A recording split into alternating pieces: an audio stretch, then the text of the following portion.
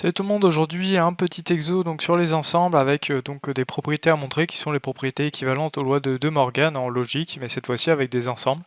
Donc je vous laisse prendre connaissance de l'énoncé, lâchez un petit like si vous pensez que la vidéo peut vous être utile, et ensuite je vais vous donner des indications avant de passer à la correction. Allez, donc on est parti pour les indications. La première indication, c'est qu'il faut raisonner par double inclusion, éventuellement par équivalence. X appartient à A bar, c'est équivalent à X n'appartient pas à A, et c'est équivalent à non X appartient à A. Pour les questions 3 et 4, utilisez les lois de De Morgan.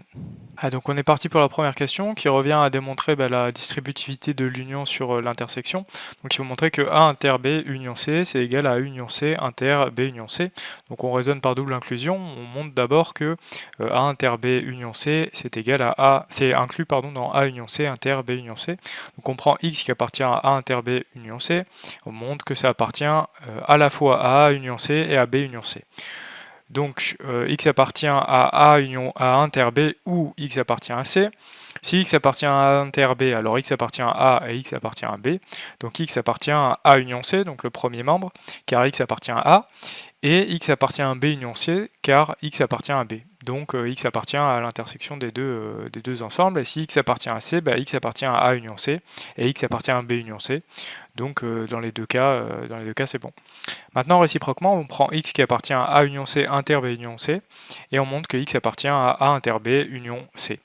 Donc X appartient à l'intersection, donc X appartient à A union C et X appartient à B union C. Donc X appartient à A ou X appartient à C, d'une part, et d'autre part, X appartient à B ou X appartient à C. Donc on a plusieurs possibilités.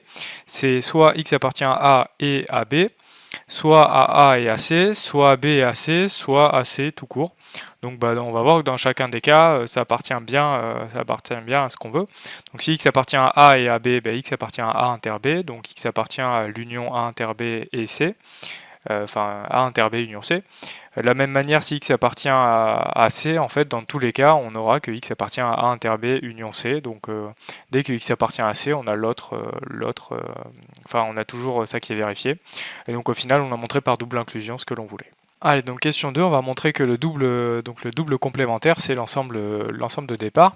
Donc toujours par double inclusion, on prend X qui appartient à A, donc le double complémentaire.